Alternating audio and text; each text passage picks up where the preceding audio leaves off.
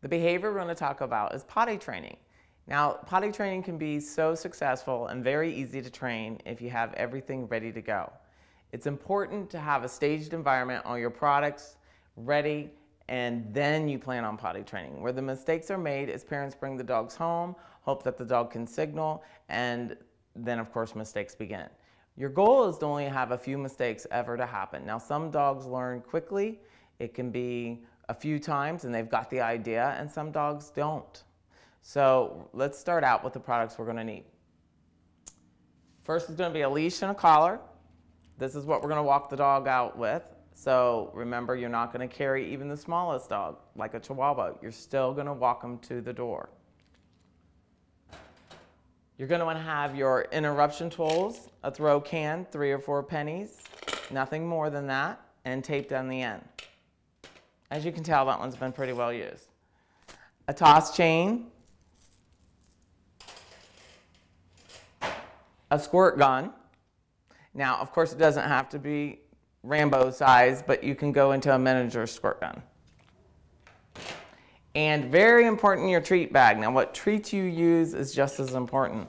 You want to have small, cut up little raisin-sized treats and very quick edible ones. Also, you want to make sure the treats are something they consider yummy, and a nice pouch with a waistband. That way you can actually go outside and keep it on the hips. Here's our most important, and this is the clipboard. This is where you're going to have the entire family put down a schedule plan, that you sit down first and you plan what the schedule is. Then you're going to also pick on this what words your family is going to use. So if the interruption word is going to be stop, which I usually recommend, then that's what everybody needs to use. If it's going to be no, then everybody needs to be using no.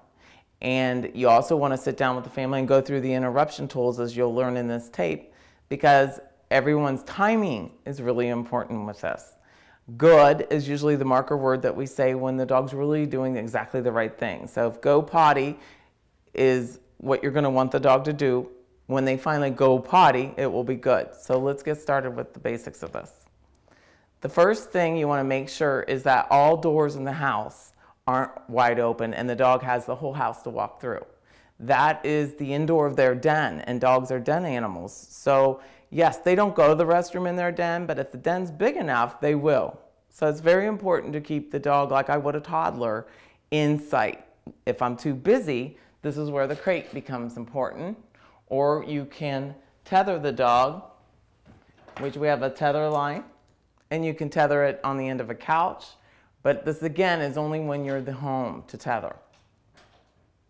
But the crate, again, can be used when you can't watch them, and you can put them in the crate. Now, I have a blanket in there, but if I have a puppy that's going to chew this blanket up, then I'm not going to put that in there. Or go to the potty on this, then I'm not going to put that in there in the beginning. The other thing that's really important is the size of your crate. If I had a Chihuahua, this crate's way too big. But if I had a Great Dane, this crate's way too small. How do you determine a crate size? They should be able to stand up, turn around, lay down, and that's it. You want to make sure the crate's really safe. Sometimes those really pretty crates with the wood and everything look great, but it's also a great chew item. So I don't recommend that. I usually recommend a very kennel, which has the handle on top. This is a wire kennel. And again, you just want to make sure everything on that's safe.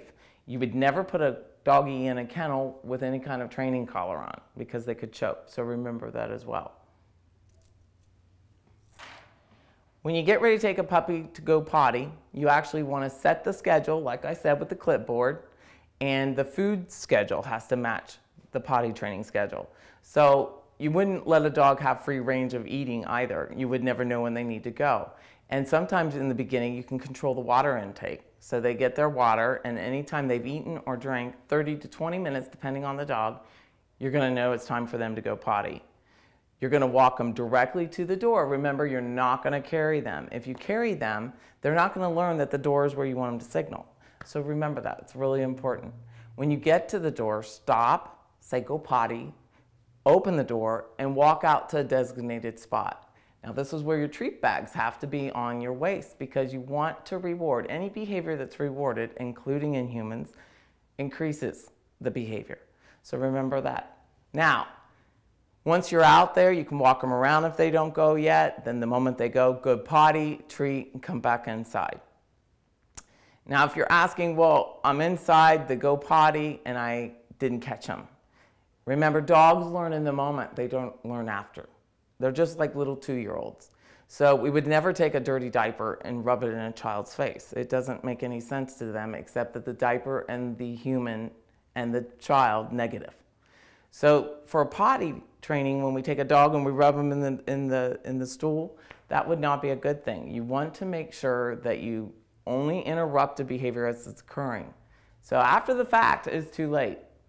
During the moment, that's where you would have your interruption tool, or you clap your hands and you use the word paired to the interruption. Remember, you're strengthening the word stop paired to a sound to just stop the puppy from going potty and then directly walk them outside. That part's really important. So these throw cans or anything that you're going to use aren't shake cans. You would actually drop it. And the other important thing is this is already looks a little chewed on because it probably was laying around, and dogs love things that look really fun to chew. So these things, any interruption tool is always waist high, never down. And again, think toddler size. Every toddler we work with our kids, we have a potty training schedule. We show them and reward them for potty training. And we also make sure that nothing is at their head height that could hurt them or that they could have fun mouthing and chewing. Just same thing, same behavior. The other thing for potty training is baby gates. Let's say I don't want to use a crate. You can use a baby playpen and put the dog inside the playpen. Then you schedule to take them out. Now I'm going to tell you about long-term, short-term. Long-term plan is a potty plan, meaning if I have a 3-month, 2-month-old puppy, they can't hold all day. So sometimes having a crate, a playpen around that crate, and pee pads are the only time I would recommend pee pads. Pee pads are only there so while you're not home, and if they're gonna make a mistake, that they can. But that's as far as the pee pads go. If you put them out in the house on different parts of the floor, you're conditioning the dog to go inside. It doesn't make sense to them. So you wanna make sure if you want the dog to go outside, it becomes a plan. So long-term plan, meaning I'm gonna be gone for 6 hours and nobody's gonna be home, then I've gotta have a better setup.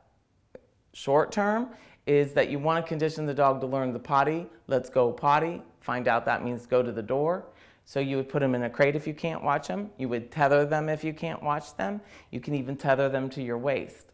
That way you can watch your schedule. You can begin to see some dogs might spin, start smelling the ground. You want to immediately recognize that that's their signal to tell you they're ready to go. And then you put the word to it and you quickly show them. Now, if you look over and they happen to be going and you interrupt it, you repeat exactly the same thing. You tell them, let's go potty, grab them, walk them outside, and reward outside. Remember, you do not want to rock them up and correct them inside. They'll just learn that let's go hide off and I go potty somewhere else so I don't get in trouble.